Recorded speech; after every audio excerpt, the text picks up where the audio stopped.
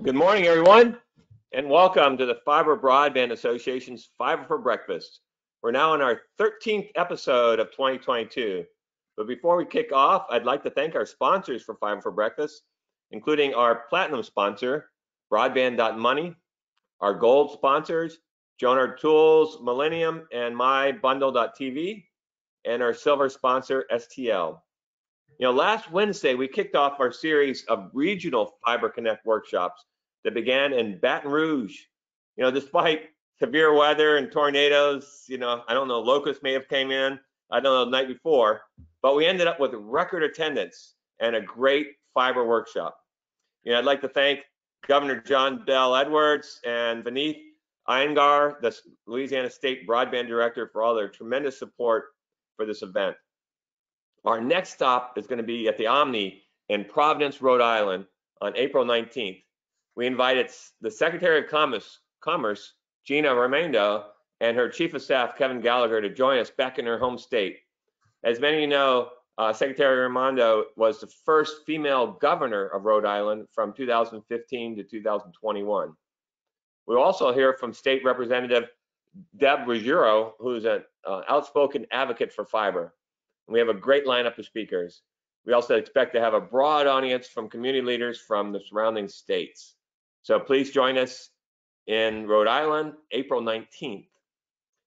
After Rhode Island, we're going to be in Nashville, June 12th to 15th for Fiber Connect 2022. And last week at Fiber for Breakfast, you heard from our conference chair, JJ Jones, and our conference program director, Rich Williams, on the over 200 speakers and 170 sessions planned this year. It's going to be absolutely amazing. Also, if you register early during early bird registration, which ends on April 15th, you'll get free admission into our pre-conference workshops. After Nashville, we're going to be at the Copper Mountain Resort in Colorado on August 23rd, and then we'll be in Columbus, Ohio on November 3rd. I don't know what's going on in Columbus in Ohio, but we already got a ton of registrants for that. So I can see that people are, chomping at the bit in Ohio. So appreciate that. Anyway, we hope to see you there. Jennifer has the information there on your screen. So please, start registering. I'm also incredibly excited. I've been excited for weeks here on today's Fiber for Breakfast session. We're going to be discussing crowdsourced network performance data insights into customer experience and broadband funding opportunities. But before I formally introduce today's guests, I'd like to introduce Jennifer Fazil, who is going to walk us through some housekeeping items.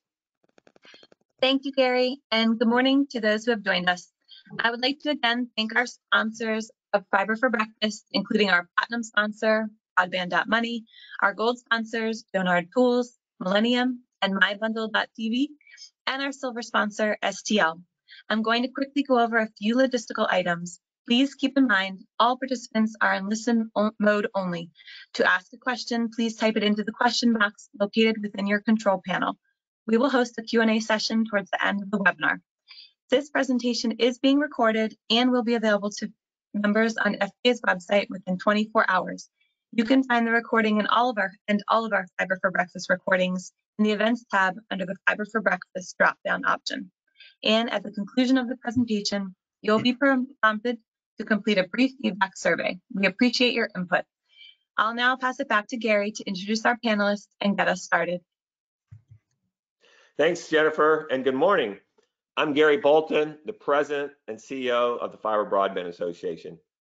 Last week at the Fiber for Breakfast, the Fiber Broadband Association's conference leadership provided a quick preview on what to expect at Fiber Connect 22, and that's coming up in Nashville, June 12th to 15th. And it's shaping up. Today, we'll be speaking with Brian Darr, the Vice President of Smart Communities at Ookla. As many of you know, I'm a huge fan of data and analytics, and Ookla is a very rich source of network performance data. Today's session is crowdsourced network performance data insights into customer experience and broadband funding opportunities. I can't tell you how much I've been looking forward to this session. Brian is the Vice President of Smart Communities at Ookla. His focus is on bringing Ookla's vast network performance and coverage intelligence to the public sector and the telecommunications infrastructure industry. Brian has spent most of his professional life in the wireless industry, beginning with a career in cellular as a sales rep for Cellular One of Memphis in 1985. After discovering his customers were having a difficult time traveling with their phones, he founded Mosaic in 1988, originally branded as American Roamer, and began developing consumer roaming guides. Soon, Mosaic was researching and designing mobile operator coverage maps, enabled them to market the reach of their mobile networks. In June 2018, Mosaic was acquired by Ookla, and Brian serves on many industry committees during his career. He currently serves on CTIA's Smart Cities Steering Committee. So welcome, Brian. And for audience, please type in your questions as we go, and I'll work them into our discussion at the Q&A at the end. With that, over to you, Brian.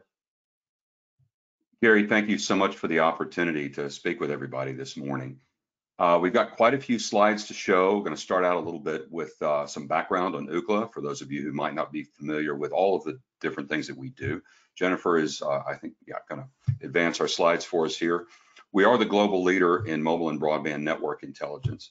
We have roughly 18 million consumer-initiated tests every day, and we just passed 40 billion about a month ago of total tests to date. All of our data is anonymized. We're very big on the privacy front.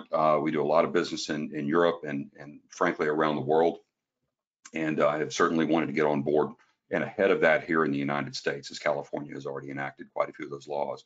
We have the most users, tests, data, and insight of this type of anybody in the world.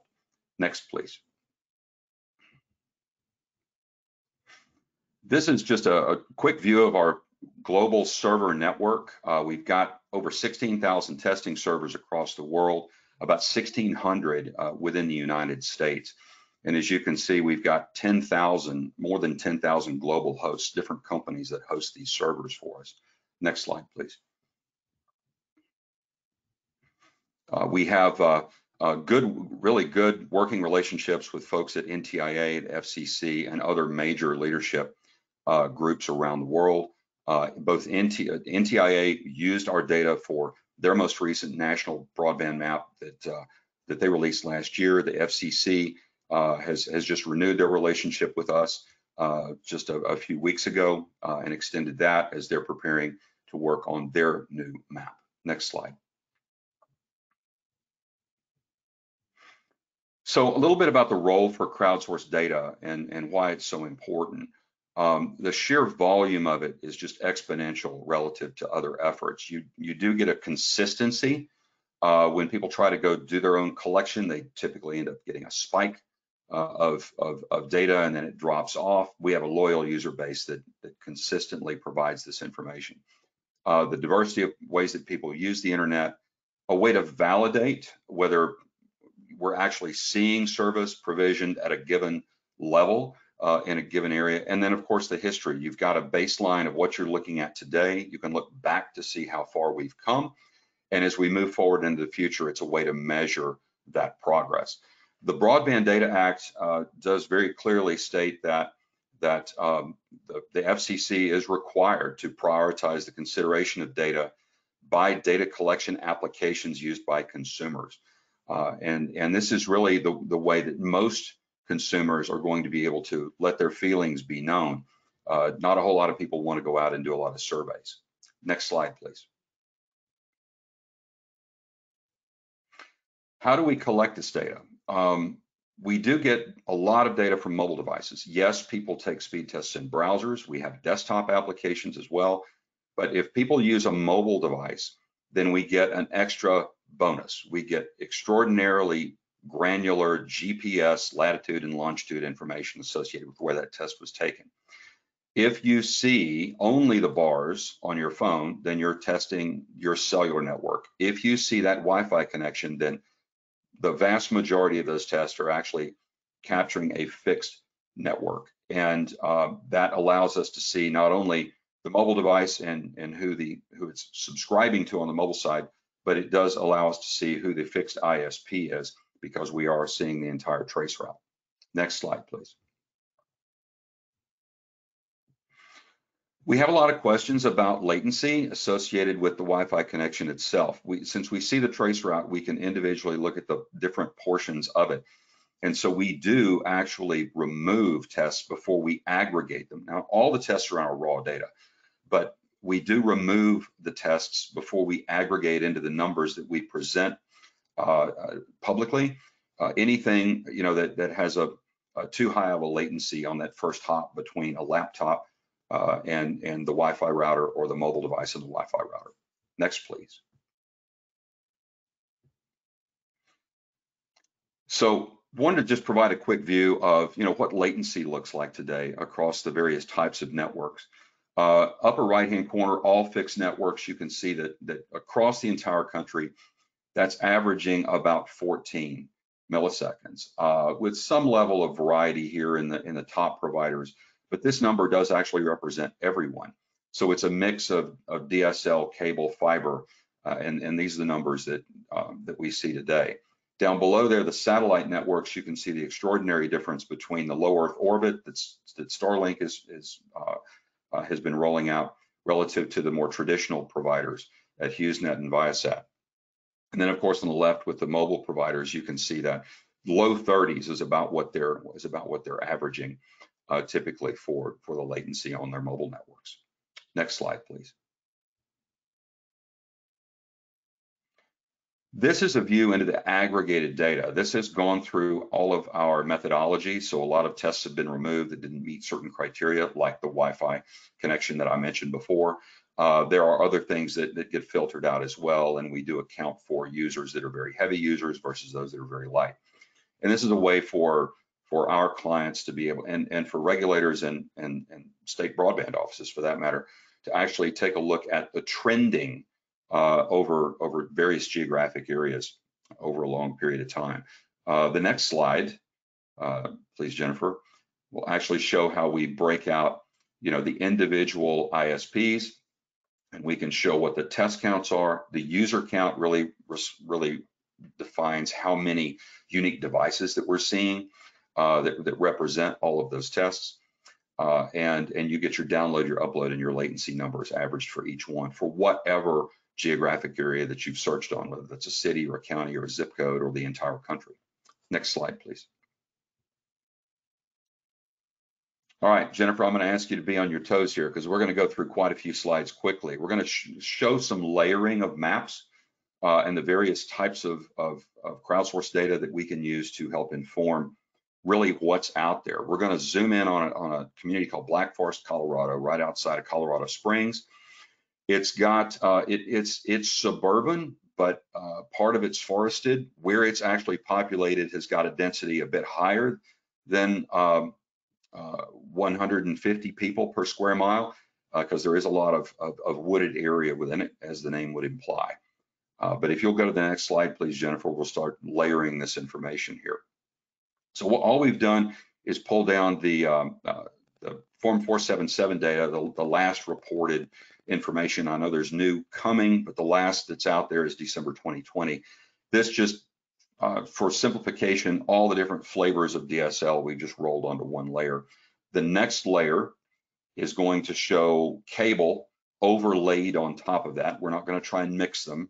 We're going to show the most modern technology on top. And the next layer is going to show the fiber on top of that that's claimed by the operators that have submitted this information to the FCC. You can see the municipal boundary in gray. So now we've got all of the different layers of technology that should be available. The next slide is now going to show the speed tests that we're seeing only on the fixed networks. We're going to talk about mobile in a minute, but this is just fixed. And so we're looking at 2021 speed tests. This is 12 months worth of fixed tests, and it's only a subset. It's only those tests that we can define with a very high granularity of GPS, very high accuracy.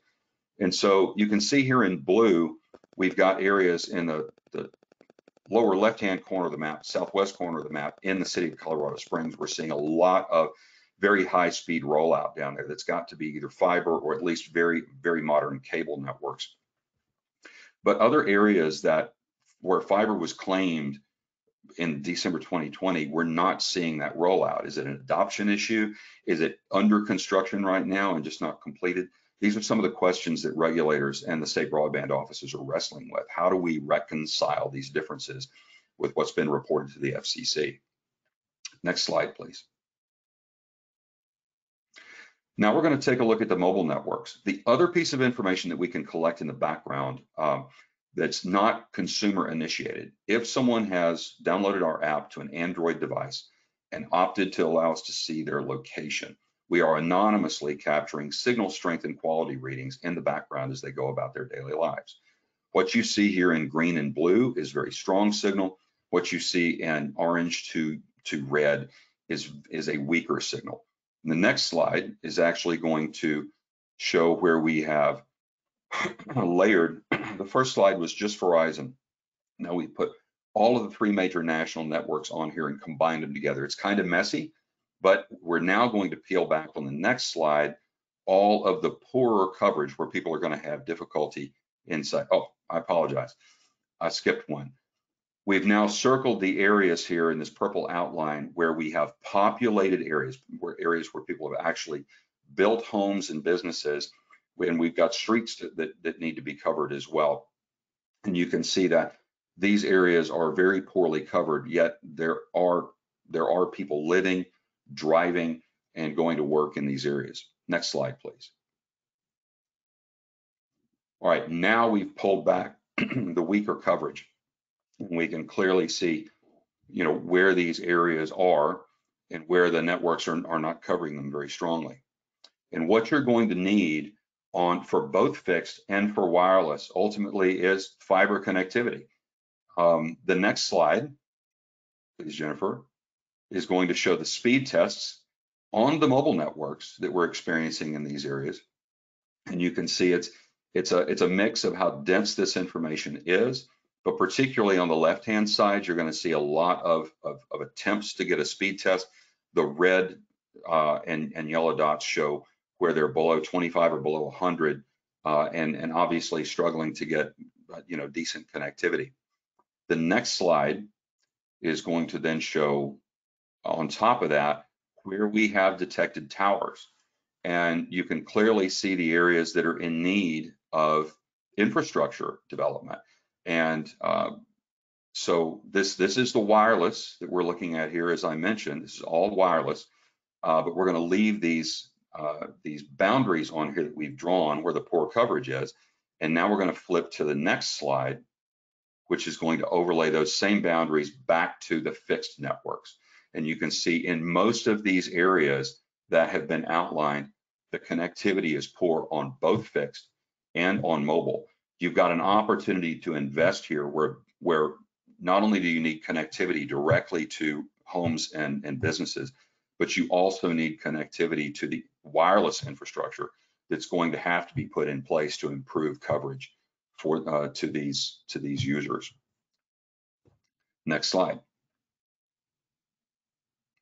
So here, just a quick overview of a couple of ways that state broadband offices have been using our data. The state of Ohio hired an outside consulting firm called Reed Consulting. You see them referenced in the bottom right-hand corner. And they actually took all of our data for the entire state and then showed where this averaged out to be the varying speeds as the state's trying to understand, where the need for connectivity is the highest. You're going to have some tests within some of these even poor areas that might be higher, a bit higher than the average, but this is where consumers are having the most difficulty getting good connectivity to the internet. The next slide is going to show South Carolina. The South Carolina Broadband Office has actually published an atlas, county by county, of what level of technology is expected there. They've then overlaid that with Ookla speed test data and with demographic data. The map on the left actually shows not only this different speed tiers, but underneath that, where the speed tiers don't meet those FCC minimums, where the density of population then also can justify a higher level of infrastructure build. And they've broken this out for the entire state, county by county, and also developed a scorecard that you see at the bottom middle. Next slide. That's it for our slides today. Certainly want to thank you for the opportunity to present that, and I'll hand this back over to Gary. Hey, thanks, Brian. You know, I just love these kind of discussions. Hey, Jennifer, send it back to that latency chart. And so one of the things, Brian, latency to me is, you know, that I think about that all day long. That's, you know, I just think that's the long pole in the tent now that we're, you know, delivering gigabit networks and 10 gig networks. It's really all going to be all about latency. And it's, you know, keep going back, Jennifer, till you'll see a bunch of charts on latency. The thing that I'm concerned about are, you know, the FCC had defined low latency as sub 100. Keep going back, Jennifer. Go way back to like near Lots the of beginning. slides. Yeah. But anyway, the FCC had defined it as 100 milliseconds, under 100 milliseconds. Right there, yeah. So I believe it needs to be under 20 milliseconds, and I'd like to get us down to at least sub 3 milliseconds. And so what you're saying is today, network providers can deliver 14 milliseconds on average. On average, but that's a mix of all technologies, Gary. That's going to include the DSL, you know, and other older technologies. And so, and so I think this is really important, because if we need to be able to get to, you know, say 3 milliseconds to be able to do VR and, you know, really be able to have the kind of experience we're going to need in the next several years. And mobile networks, you're showing where they are around, you know, 20 to 30? Yeah, they're in the low 30s right now on average. Low 30s. And then satellites are way up there, 700, 600, 700. Yeah, there's a lot of variability here. What we commonly will see that the mobile networks sort of on the worst side of the performance. I mean, not outliers necessarily, but you know, in areas where they're having, you know, poorer latency on average, it tends to be in the 40s, you know, up close to 50. And we are seeing, you know, in some areas that they're getting down below 30, but it is averaging out in the low 30s nationwide. So one of the things that you mentioned to me that kind of blew my mind is that you said that 80% of mobile traffic is over the fixed network. And, you know, and even when you said that, I'm like, I want to believe that, but I don't. So I was Googling and I found a number of different sources that backed up your claim. But that's an amazing number, right? And obviously, you know, I've worked on Wi-Fi offload in past years, and so I know technically how it works, right? As soon as you're in your house or your office or anywhere there's a Wi-Fi or any other thing that, you know, the first rule of wireless is get out of the air and into the ground at the first available spot.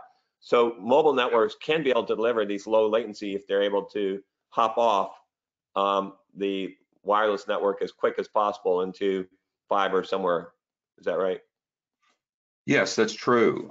You know, the more advanced, the new 5G networks that are coming out, edge computing, you know, moving connectivity and processing to the edge is going to have a big impact on lowering those latencies in areas where that is available.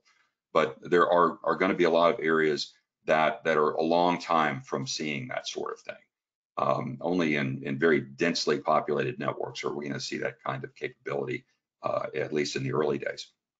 And so, but mobile networks, absolutely, people are using those mobile devices more and more and more, but they're using them in their home, they're using them in their office, they're using them in the coffee shop or wherever they might be. And it is jumping off to that. The in-home connectivity is an important aspect and an important part of the user experience. And the users often negatively impact their own experience by putting that Wi-Fi router in a metal cabinet. They're trying to use, you know, the connection from too many rooms away or out in their backyard, and often will blame their provider. AT&T, Verizon, T-Mobile, or whoever that provider is, you know, their name is up there in the top of that device, and they're, to a certain extent, they're getting the reward or the blame or a part of that for however that connection is made. So I'm getting a ton of questions. I still have a lot of questions, but let me get to some of the audience questions. So the biggest question that they have today is, where can we obtain valid crowdsourced broadband service data? The most current funding opportunities allow applicants to cite crowdsourced data to support eligible location claims. So those people seeking grants, where do they get this crowdsourced data? Well, we are a data provider. There's a number of places you can get crowdsourced data, but we do believe that we are the largest provider of that data. That is our business. Data is our business. And we provide the aggregated data through our portals, but the raw data allows our clients to go do, you know, their own analysis and concentrate on just the areas that they are most interested in. So there's people can reach out to me via email, whatever. I'd be happy to get them connected with other folks within our organization. Fantastic. Can you comment on the status of servers that can test beyond 1 gigabit, as several service providers are looking at offering 2 gig and beyond? Yeah, I can't go into the details of who we're testing with at this point, but I can tell you that just as of Monday, our leader in that part of the business development section said that we had been successfully testing 10 gigabit. We're seeing the numbers like high, 900 numbers which is exactly what you expect to see. You're not expecting to see exactly 10 because you've got some split and overhead there to contend with. But we're seeing, approaching that true, actually 9.9 gigabits. It's pretty amazing. So does Ookla have any plans to use layered speed test data with the forthcoming FCC maps? For example, if a WISP shows the exact propagation polygons in the new FCC maps, then Ookla overlays users of that WISP. Correct. Kind of like what you showed on your charts, right? The FCC is using our data. Exactly how that's going to look in the map, it's difficult to really know. Because we're in the data business, we don't allow them to just release the raw data, into the wild, because that would sort of undercut our business model. But they will be releasing aggregated information. I'm quite confident of that. One of the interesting things, though, because we're getting our data so real time, we update our portal every night. We're seeing new areas that are being expanded into that the federal government has no record of at this point, because there hasn't been an opportunity yet for those filings to take place through Form 477. So we're very much ahead of the game in terms of actually seeing real world consumer experiences, as the networks are being built out before they're even declared. So on the first of all, our audience says, Brian, great to hear your presentation. In the Black Forest example, where the 477 data shows that fiber speed tests are showing sub 25, might some of that be explained by folks subscribing to a low speed basic fiber package instead of an available faster package, and that comes from the South Dakota PUC? Yeah, Jennifer, go on to one more slide. There we go. Perfect. No, back one, please. There we go. So what this is actually showing is layered data. And what we're seeing are actual consumer experiences. One of the points that we were trying to make here is that some of these areas are claimed as having fiber build out, but we're not seeing any evidence of it in some of these areas. And this is one of the things that the state broadband offices and the federal government, both NTIA and the FCC, are trying to reconcile. Why are these areas reported as fiber when we're seeing no evidence of it? This data is tiered and layered. So the very fastest speeds that we're seeing are on top.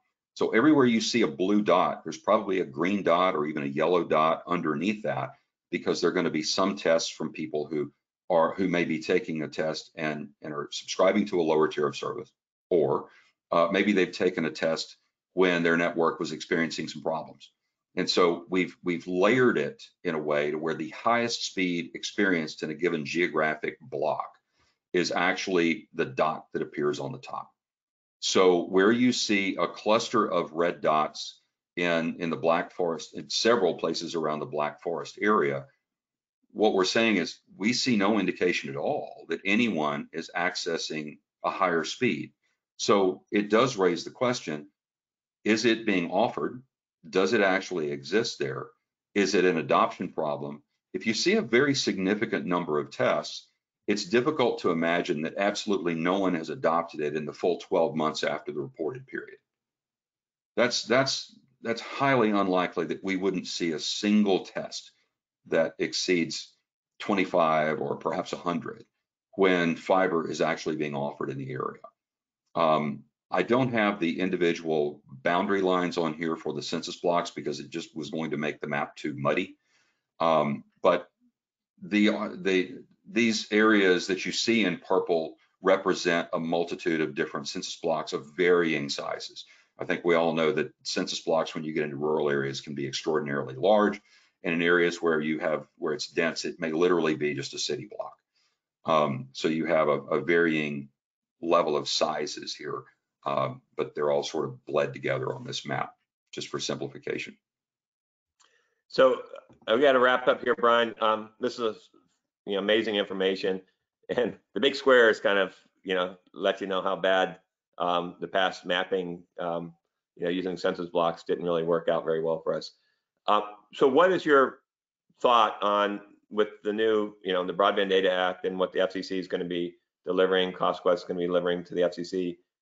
Do you think that's going to change the game for us? We're going to get better visibility and we can make better decisions? I do, but I think it's going to take quite a while. There's a lot. The FCC is under a great deal of pressure to get this map pushed out, in part because of the way the legislation is written. The state broadband offices aren't going to get that guaranteed $100 billion until the FCC has finished a map. Let's face it, the map itself will never be finished because it's always going to be changing, right? But the question is, at what point can the FCC plant a flag and say, here's our first crack, so that money can start to flow and the state governments can actually get their broadband offices up and running, start handing out some grants in areas where they know, where it's obvious that infrastructure is needed, and then let the rest of the money flow out as the map is improved over time. There's a desire to get this map rolled out by maybe end of summer, early fall. Is that realistic? It's hard to say, but we know that the fabric map that they're ultimately going for, that is going to map connectivity at every parcel, and ultimately they want every building in the country, that's a long way from being realized. And so, hopefully that a level of understanding, a level of visibility into broadband connectivity can get rolled out into a map so that these funds can start to flow.